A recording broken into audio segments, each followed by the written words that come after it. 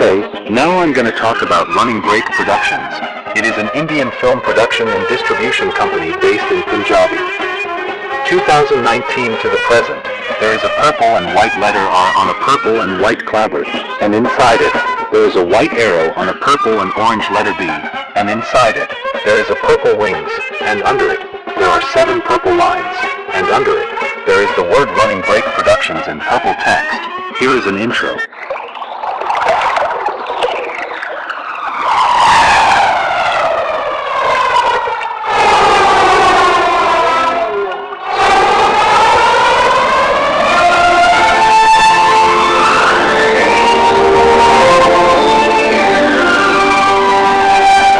Has been the previously neutral Nordic country.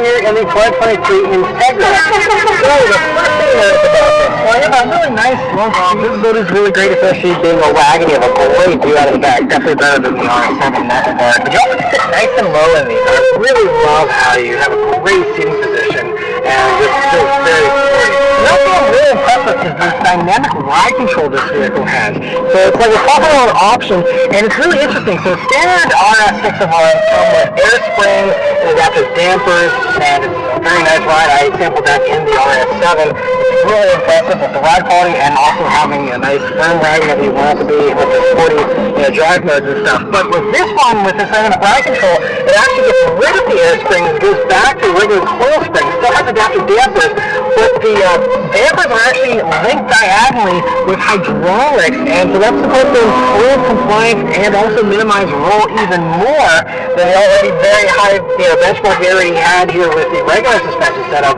And so I haven't tested out in a dynamic capability just yet, but as far as comfort, I'm just cruising on comfort mode here, and it is remarkable how smooth and comfortable this thing is. It is really, especially on 22-inch wheels. Even with luxury SUVs with 22-inch wheels, I struggle to remember one that actually has a more comfortable ride than this is. 22-inch wheels, this should not ever feel as comfortable, as far as usual expectations go. I mean, you usually expect a little bit of ride with wheels in this thing, and this is super comfortable to be an amazing daily driver, and everyone would think that you're getting beat up in here with these wheels, but you're really not. It is so comfortable. I was really blown away by the comfort. But other things here, so you also have really great throttle response, and the brakes also feel nice and responsive. Now, the carbon tariff this one does have, which is like $9,000 or something, they do move a little bit of their bike towards the bottom of the pedal travel, so basically whenever you're inching up, you really got to put a little more pressure on the brake pedal for that last little bit of stopping sometimes. So they're not as easy to use, I'd say, as regular brakes still, but it is such a minor difference compared to the type of surface of road. I mean, these are so easy to use and just so good, and give you a higher top speed as well. Over 200 kilometers an hour, over 125 miles per hour. Wow. Impressive how smooth the car did that with the overdrive, rear wheel bias, all-wheel drive, also with the aerodynamic test we have here, not only with the extra steering, but also the rear support differential. Wow, amazing. And look at that, how solid the car is here at 160 kilometers an hour. Look at the lane change now, high speed lane change. Like nothing on the vehicle. Remains so calm. Yes, quite stiff, okay, it is stiffer than the air suspension here, and that's also very nice. Also the 22-inch wheels make it definitely stiffer. Yet again, it's comfortable as well as hard even. And the brakes, you really have to give them some push, definitely, but very good brake performance, no doubt about that. Wow, really cool. And I mean, however this car, it's a really, it's a full-size vehicle, and the steering interface is so precise, there's no dead zone area. It's pretty light to steer, yes, even in the sport mode. A little bit stiffer, a little bit more resistant in the sport mode. You can also individualize that. Yet again,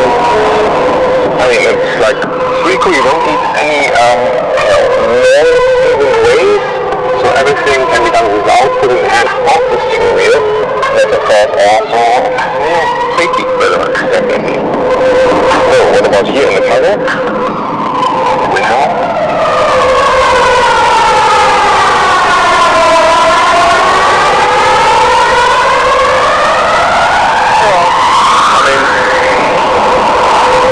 Since the, new filters and so on, the sound has increased, no doubt about that. And there is this sport exhaust here in the speaker.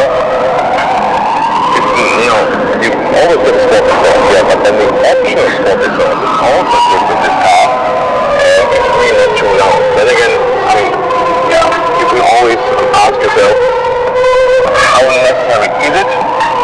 Of course, when we drive the car ourselves, it's like, it's a cool sound, it's more notional, it's cool sound, and therefore also that just increase the sound that comes to the interior of the car with these sound actuators in the strong performance vehicle. Almost every car nowadays has that.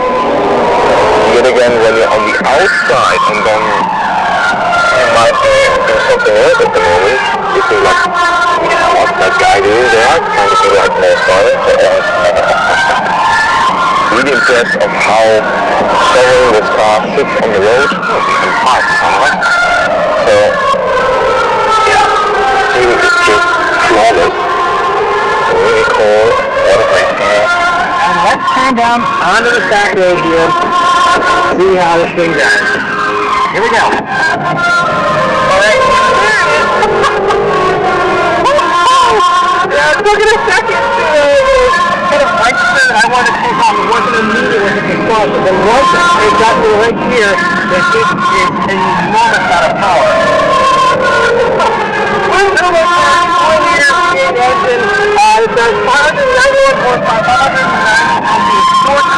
3.1 seconds of return time, an 11.5 second quarter mile time, 120 miles per hour, and standard will do 156 miles per hour when top speed. When we get the code to where it's miles per hour for top speed, so it's awesome. And it's just And here, this one, the big V8 4-liter, and the 3-liter TDI, the diesel. Has the classic 40-60 distributional front rear, the rear bike, and of course a little bit more aligned and pending, so you can get even more power to the rear wheels when you check it out, and of course also a bit more power to the front wheels. So, very amazing also how silent this car was when we accelerated it out. And even though, the road was dry, now it's time to take up the range just a little bit. But this all-wheel drive really got it very well to the ground. All the power we have here from the 600 horsepower, that was pretty cool. And I think this car still somewhat gives you a compromise between sportiness and comfort. The S6 was the better in a way, of course. Limited and only available as diesel anymore. That really the diesel is really very good. It's really efficient, so see the A6 review recently, you can run it with a very low fuel consumption, that was already making a good motoring vehicle. It's a little bit different here with the petrol engine, so we have to keep aware of that. Obviously it's more motion because especially you don't have to wait that long until the power sets in, that's different with the diesel. This is a more spontaneous form effort. RS mode once again. Here we can fall out one floor now, all the starting from about 85-90 kilometers an hour. Let's go. It's pretty great, more power is always more fun, right? But it's plenty of power here with this one as well. And switching back to comfort mode for a minute here, we're on this road with all the water, generating some extra road noise here. Of course, this thing is loaded up with sound-deadening material, and obviously can add is terrifying at the same time. There's more road noise. It's also really good to get here back in comfort mode. Really don't feel much of that to the cabin here. It's very, very important. All that. And anyway, we're going to go back up here into our 2 modes. Everything's fully something after different dampers. Everything's all amped up. It'll have the volume control turned off in that mode. But we're just supported here on this mode. And let's see how the power of 6 mark handle. Very, very well. It still has a front bias weight distribution. This thing weighs 5,031 pounds. But it doesn't hurt it at all because this one moves very dampers and all stuff that is so brilliant. And the rear diff that actually makes this thing very neutral and almost borderline oversteering a little bit whenever you push it. This one also can have a little bit of extra storm because these 22 shields are wrapped in something that's a winter tire. So as you see how much it's going to technically that's not the most limited performance here. But actually I think that has a lot of fun there. They do a lot of that. A little bit more steering here. But yeah, and I think 60 degrees outside here. It's flat and it's off your hand. Obviously on public roads you really can't push a car like this. Versus potential. I mean, it's so flat and absolutely. Also, I have to ask you, that has been my solo driving in a previous week here earlier in the week. You know, I had it in comfort mode, and even then, you know, whenever you're going to a corner a little quickly, you know, it's still totally plugged in the comfort mode. It's not like comfort mode closed the dynamic of the visit. It's still going to go comfortable in every moment you're in. The great thing with the RS driving in mode here is really customized. So one of my other settings here is to have everything turned up to the advanced mode except for suspension. You have that wonderful soft, smooth ride, and also everything else is a very fun setting. And yeah, it's great to have all those typical conditions. But otherwise, you know, it's one HCR max transmission, after all-wheel drive, and just look at here and all the things turned up into the manual mode.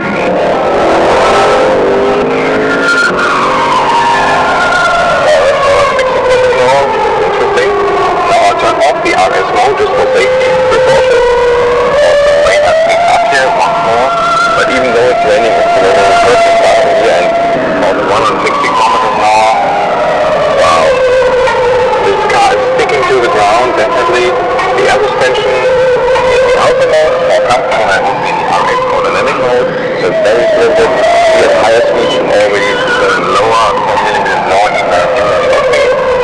lane change here, so easily done. Definitely one of the motorway cars overall. Very cool. And again, when I do like a high-speed lane change, how safe the car feels. Great in the handling. Very impressive. So I think the compromise between Ford and Tandem would be even a little bit better on the 21 here. Of course, 20 inch would even be better for the riding comfort, but they do offer a perfect RS and think, yeah, let's leave that, you know, to be non-RS option. So I think the cruise control, 100 kilometers an hour, 60 miles per hour, which would be a suitable motorway speed on, you know, lower different motorway parts. I'll dry again and super silent once more. It's very dark here in this interior with this dark Acapella feeling definitely. Lane keeping assist is also working. I can also deactivate it, but just for oil and just let the speed, you know, be ruled by the ACT, the adaptive cruise control. So, when it drops, it's not that you need the secondary vehicle, you can drive it as a primary vehicle at all. Then suspension recharge is important. Shifting down yourself, always very cool. Not only when going downhill, also when going uphill. Even also just in mode. Special shifting levers, also showing up all around here from as well as the camera here. So everything you touch here is very good. This compound, as the interior part, this, you know, this little console here. The top part, when there are some notable temperature changes throughout the day, throughout driving, it tends to make like a rattling noise sometimes, like because the material is just working, it's so much material working there, but that's not like all the time, it's like once when it gets to temperature or something, and then it's gone again, for next hour or something, so it's nothing, I mean, I've also spent in the A6 oil like hours and hours and hours on roadways, nothing which will be disturbed with, and you can only hear it after music off, for example. So, but of course we also want to mention the weaknesses of every vehicle here. So, very interesting ride here today with the Audi R6. Almost slalom before he got a little so awesome. And try out some manual shifts here.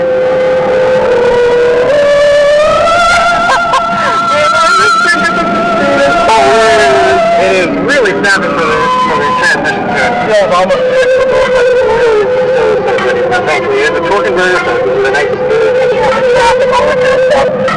But yeah, I'm very thankful to have this carbon ceramic brake. Although the brakes are small, even on a regular RS6 line, it's 6.5-inch motor, 14.6 inch rotors in the rear. You know, it's about the braking capability still.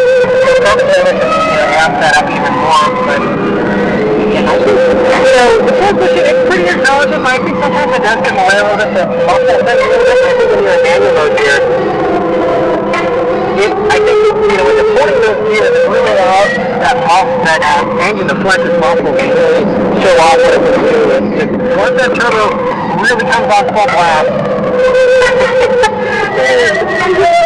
it feels like this thing lets you off the leash, and it's desperately trying to go faster.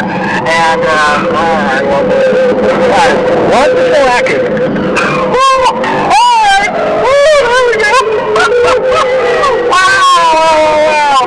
Wow, okay, once it's full active, that is where you're going to really get that acceleration. Yeah, there's that 3.1 seconds in a 60. It's amazing how the nose lifts up, too, considering how low this is. I didn't think there was that much precision problem, but, I still wish there was a little bit of quicker response on the transmission. Even with everything turned up to 40th settings here, I'm still, there's that 1, 2, okay, now we're going kind of thing. And, so I really love it with the shifting is so good. If you are in an enthusiastic mood, just, do the manual shifting, you're going to have a blast and it's going to give you those responses really quickly, and it's going to be exactly what you're looking for there. Yeah, this thing, and I can really feel that I put this in this shift really working a little bit more. I think it has to work a little more, especially with the snow tires here. I realized that it's a little less grip probably than it used to. But, this is really, really impressed. Not always impressed with both RS the highest performing ones out there. They're some of the best in their class consistently, and they're all blast. But this one, I'm thinking that 40 on. I do wish there was a little bit of a tackling and bumping in some of the other RS products. More cold blend here coming up. Alright, so I got to put a tiny bit there on that corner. I think that it's mostly the tires to blame here, the tires. I'd love to try it on some of the tires to compare, but I'm going to cut some slack here because driving and doing here on those tires is very, very impressive. The last couple of tire corners coming up here, I can get used to this thing. I would love to show you this thing. Comfortable driving, amazing comfort, amazing performance, amazing handling, amazing practicality, and amazing luxury. Still hard to find other words here like performance, but I just think everything feels amazing to drive. And it takes that question about the exhaust, because actually, whenever you're at low RPMs here and you're accelerating, it does actually do a little bit of tackling as well. But we got to back down the highway, so let's get to it. Woo, this thing.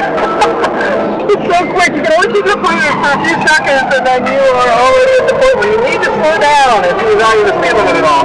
But, man, I feel this. So good. Oh, man. So, and what you can easily do here always is when you're just in normal driving mode, and you don't want to switch to an RS mode inside the city, but say, okay, I will get the green, I need some punch to get away first from all the other vehicles, and just pull this shifting lever backwards and go from the D to the S shifting mode. That goes the gear lower, turns up the gears higher than shift later up, shift earlier down, when you're already a little bit sporty, because the base setup of this car is of course already sporty. Suspension here 20mm lower as usual, and I do feel that it's sitting a little bit lower, but the main difference you feel here suspension wise, because suspension is pretty good, is more about the wheel choice, because 21 inch and an optional 22 inch wheels we have here today, and these really reduce the comfort. And we have a very good comparison because just recently we had that Audi A6 Allroad, which is then, also with 20-inch wheels, and this is still quite a compromise. Also the Aygo Racing here, obviously you also lose the driver. We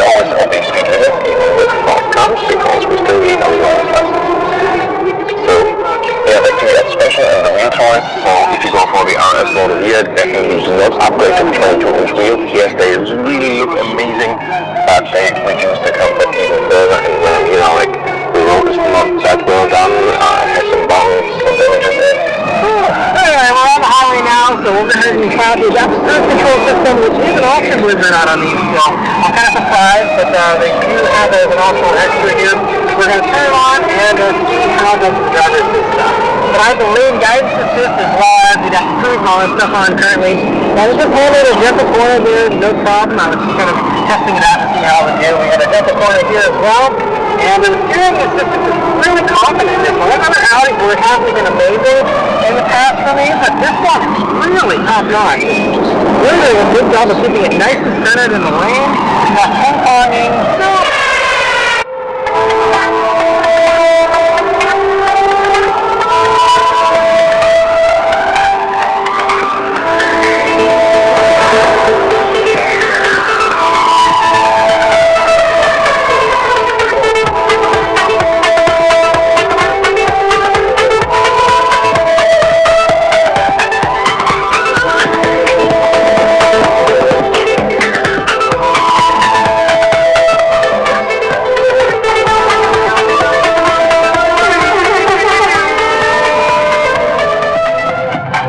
Setting off here in the 2023 Integra.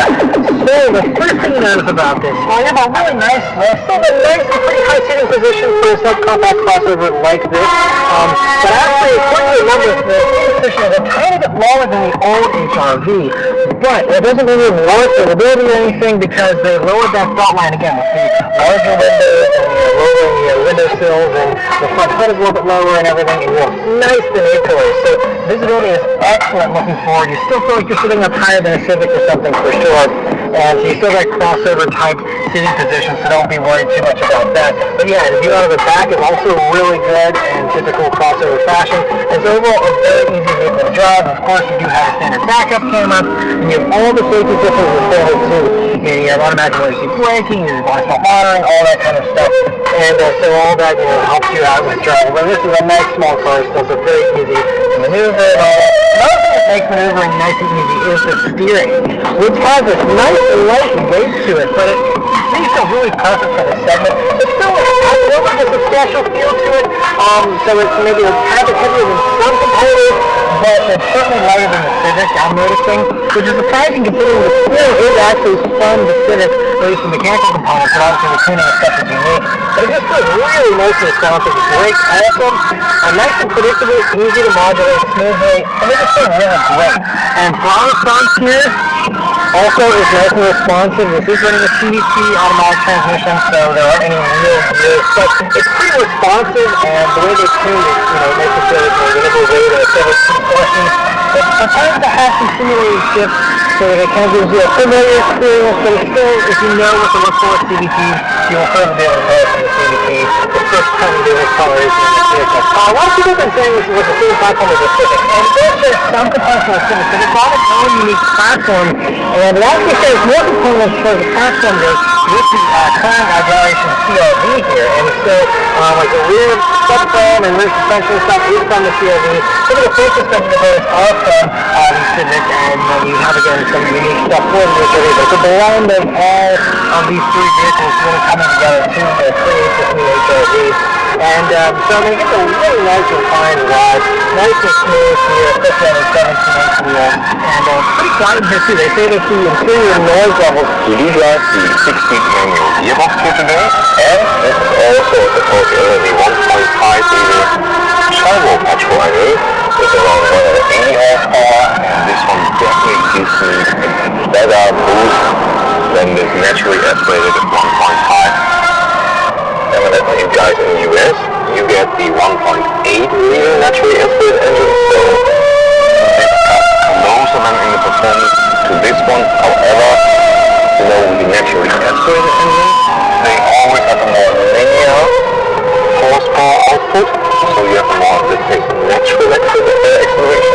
And here with the turbo sound, it's pretty rough. There are small benders, you still feel them. I think it feels even out a little bit. So back to the engines. This one here being a turbo, the acceleration comes after a second, then you really step in when the turbo gets really going. However, it's still more fun to drive, yes, because the 1.5 without the turbo is really not that fast. If you need a little bit more more punch, especially on the motorway. We'll soon go to that one, soon go into the motorway and show the acceleration.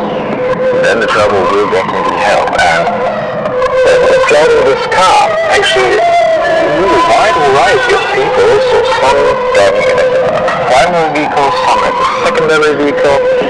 And the cool thing is here, you have a really small car where you can get a park spot and so on, but you already have so much space on the interior, it's a totally interior part.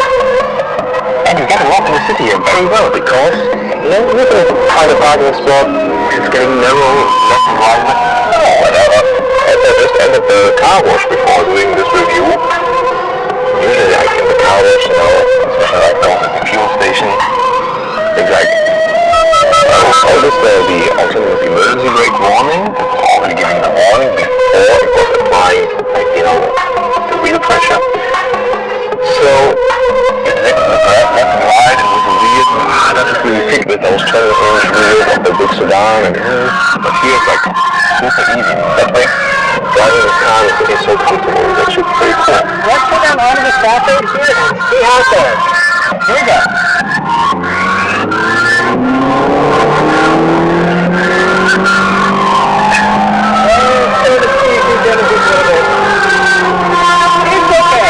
It's not anything exciting, it's very, very exciting. I wouldn't have the most confidence stepping out before I'm pulling someone in traffic or emerging in this vehicle, but it is also in this segment. It runs at natural aspect, more cylinder engine descending from the base six. And it does 158 horsepower, 138 pound-feet of torque, which is 17 more horsepower than the old HRV, and 11 more pound-feet of torque. But still, 0-60 time is probably going to be around 10 seconds. The old car is 10.4 seconds. This is a little bit heavier, but also a little bit more power. So maybe you'll be, something, around 10 seconds even.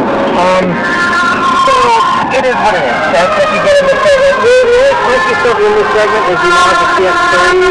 That is 186 horsepower, and also have a turbo version of 250 horsepower, 220 pound-feet of torque. Also hot rod with horsepower. Long shot if you're running actual performance in this segment. What they also has a turbo offering by some country. And even if it's really plastic, they'll offer a version with about 185 horsepower. So there are some punchier options out there. But this isn't the lowest either. There are some lesser power vehicles in this segment as well. So I'd say it's on the lower end of the spectrum as far as the performance goes for acceleration. But for around town driving, if you're someone who needs something sporty, so this is going to be totally sufficient for driving around town. So far it doesn't feel like it's working too hard. The sport mode here maybe holds onto the rev a little bit longer, but it doesn't really change much. So we'll go ahead and pop that into passenger drive mode here and let it turn around.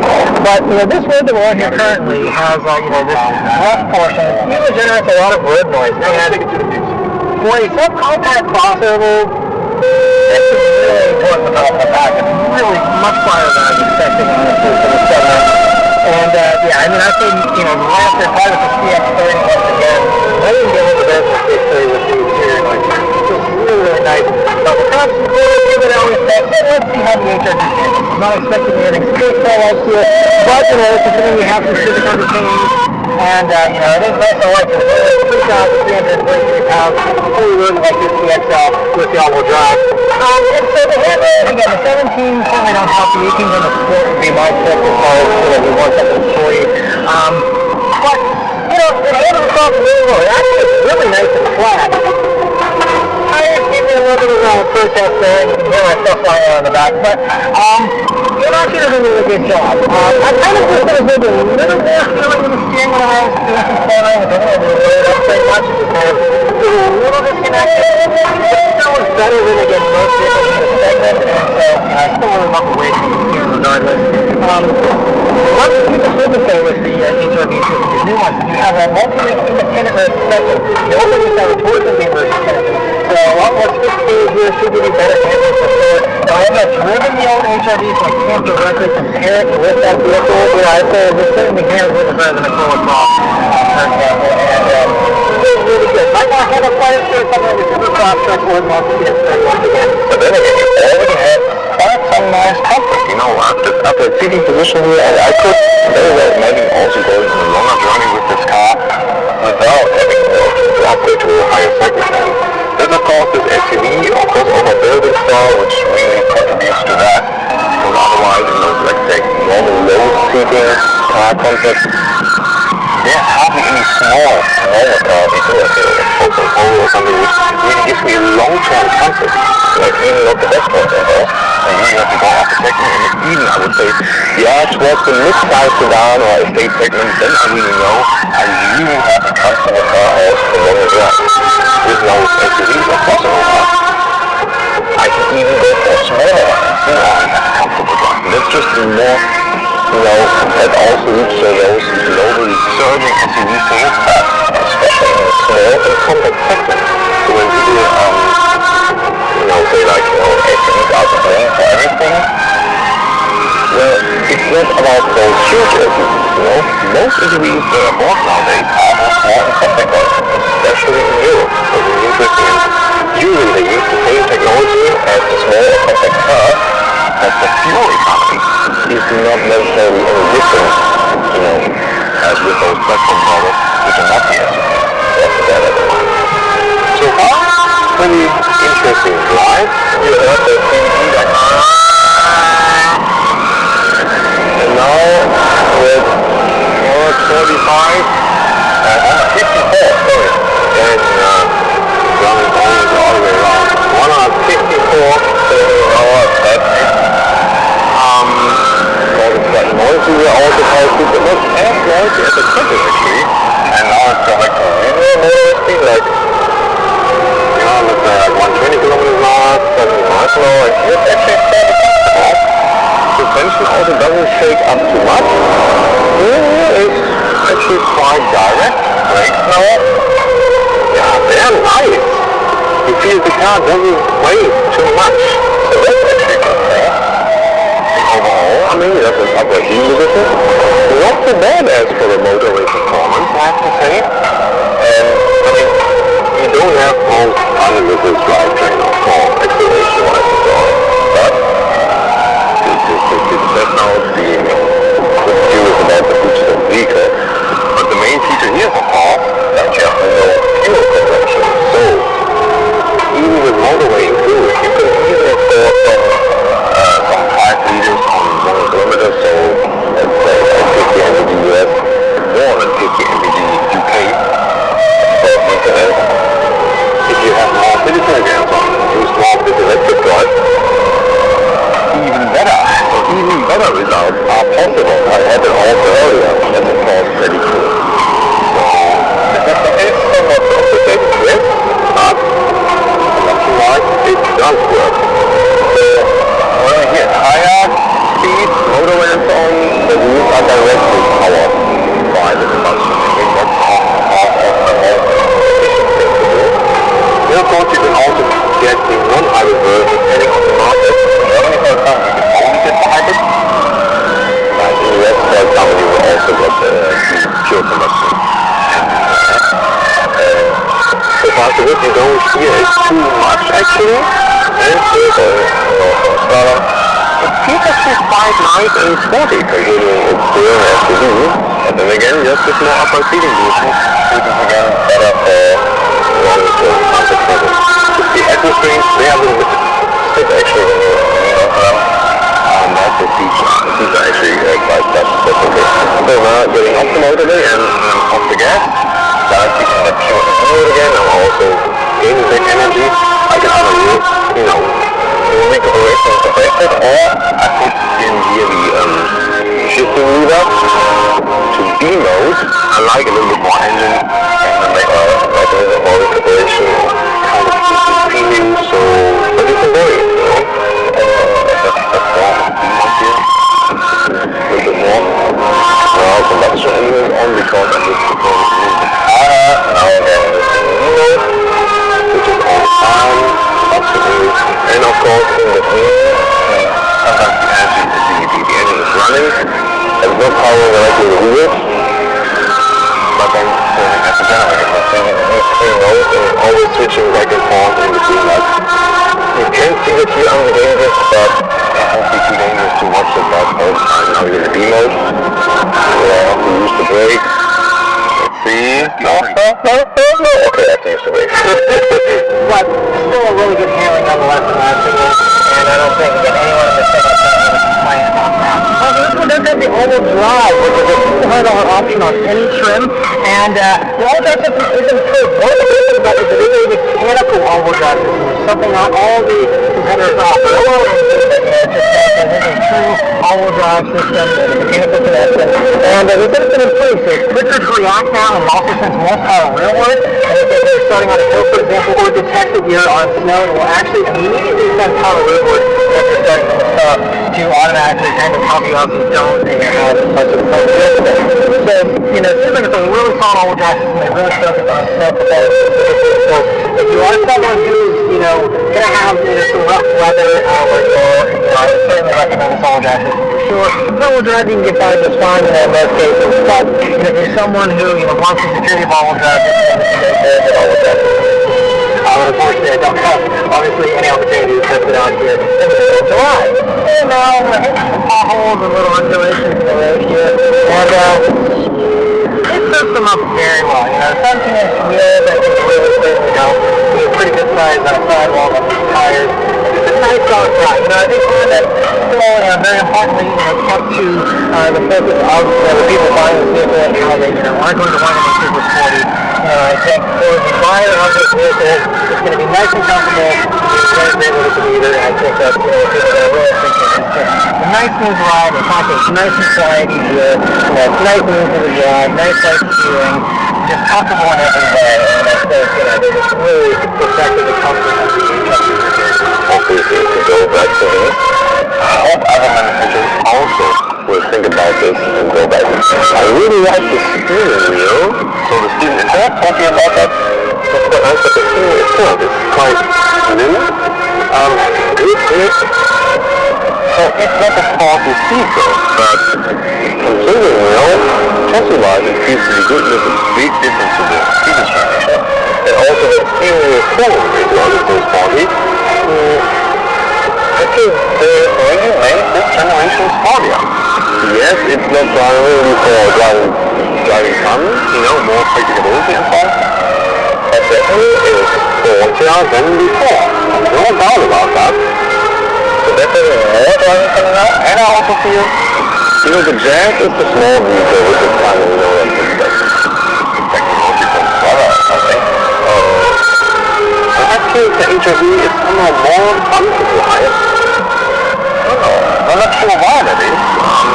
But it's, yeah, it's just the case, so my initial question was also that fixing it to me, it's really tough, you know? Like power-wise, engine-wise, it's not so much fun. I mean, we always expect that the driving is fun-wise, it's actually quite decent, and yeah, once again, great flexibility, and then also good user interface. Maybe something, you know? So, let's go to speed one more time. See how it behaves here. It's not that slow though, you know, so I don't feel like on motorway I don't have enough power or something. But it's good, you know, even when you do some overtaking and that, that's the whole that's here, so it gets really loud. Yeah. Sound of the engine, also wind noise, but we're not feeling bad at all here on the motorway. One more half lane change.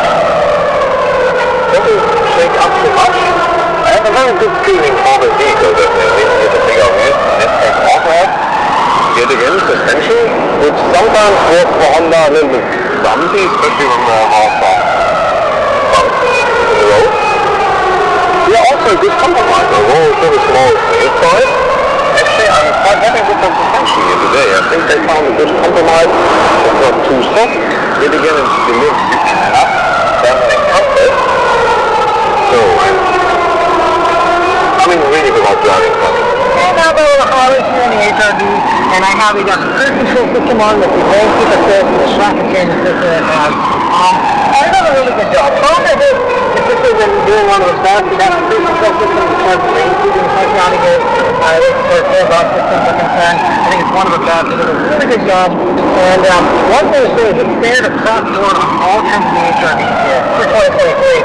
And so, I mean, regardless of how much you sell on HRV, you're going to have the same great safety equipment and the same great luxury features of having a Dusty Cruise, which is, very high-end features a few years ago.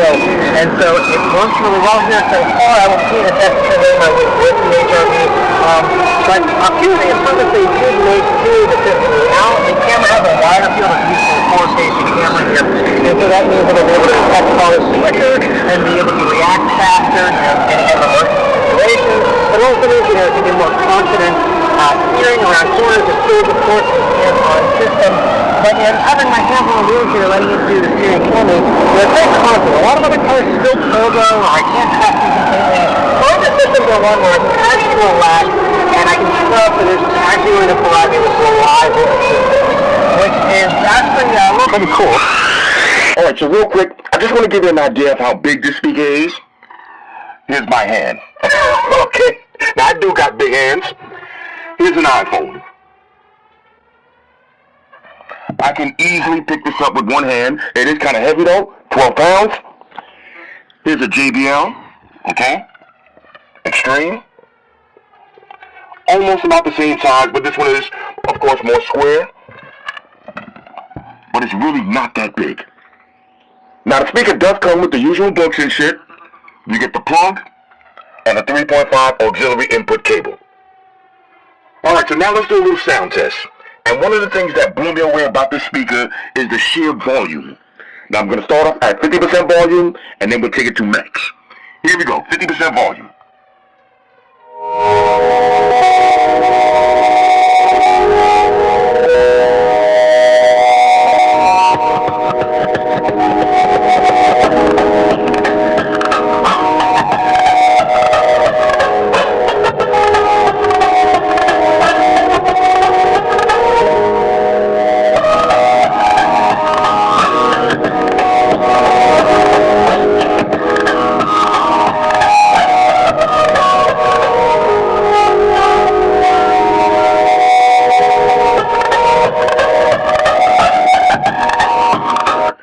Now, the amount of wind that comes out of this speaker is incredible. I'm going to raise it up to 100% volume.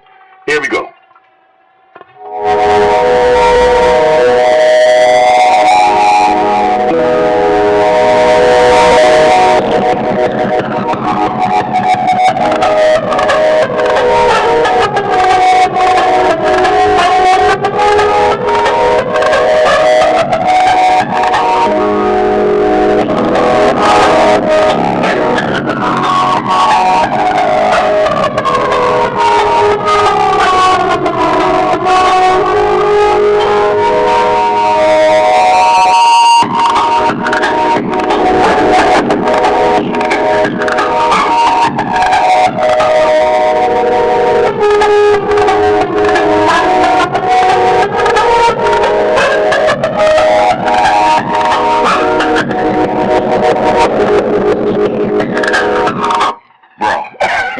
Just so you can see it for yourself, I'm going to put it side by side with a JBL Extreme 3, and we're going to break out some scientific instruments. Watch this. Alright, so I got the 50 caliber box versus the JBL Extreme 3, 2 iPhones, same song, max volume. We're going to start off with the JBL Extreme 3.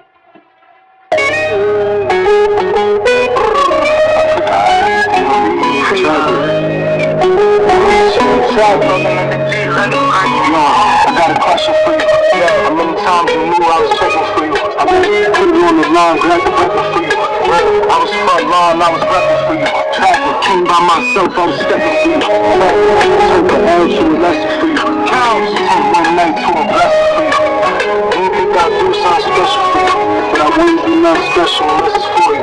Listen. Okay, now here's the 50 caliber box.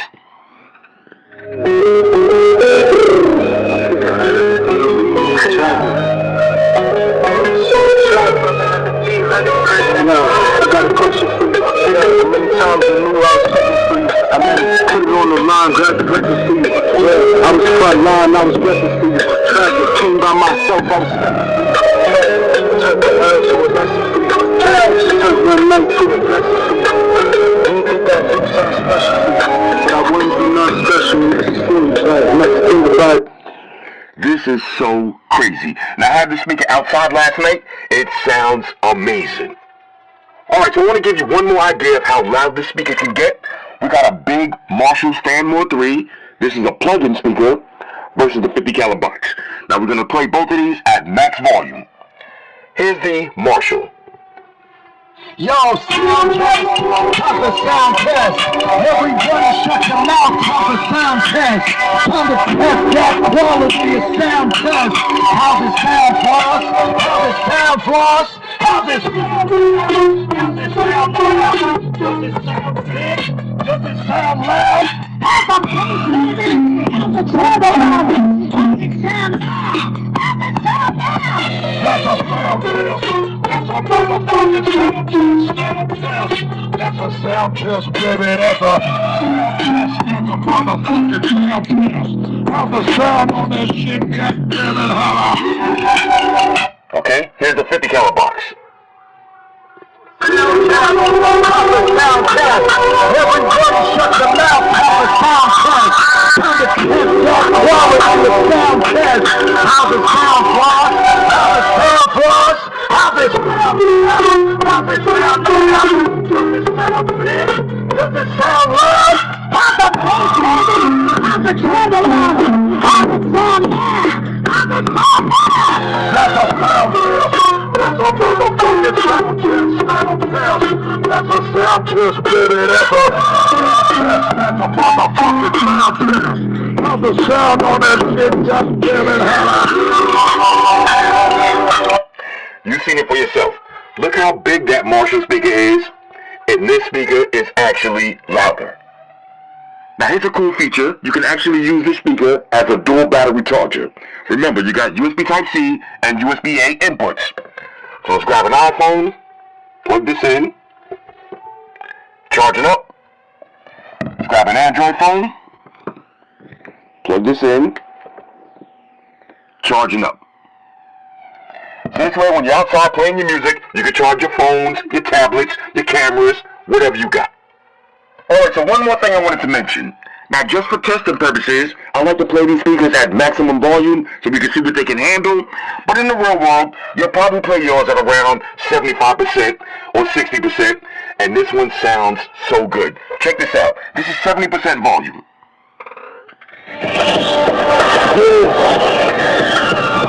Shout out to the Google gangsters. Yo, feel like close with the smooth type.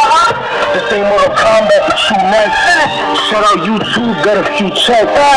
Cartier's frames, got some new stripes. Well, M5 faster than cheaters. Packages legal. Stuffing bass back in the speakers like I had new phone. But wish I was still typing with beavers and doing well. I started singing on wax like a reaper. Yo, never mind the M5, got a new beam. I might get it dirty, but it's too clean. So Flossy to go, got a new team. I might need another phone for this new scheme. I might need this new cream for this new plate. A couple yams in a pot, that's a souffle. This PlayStation's on the block till like 2K. This rock jump and hit hard, I'm the Boucher. Nah, for real, man. Yo, shout out White Shoes, you heard? Flossy. Mandatory. Chase. Yeah. Flossy Entertainment. Shout out to our 2 million subscribers. We appreciate everybody in the comment section. We're gonna keep giving y'all these products, man. Keep tapping in.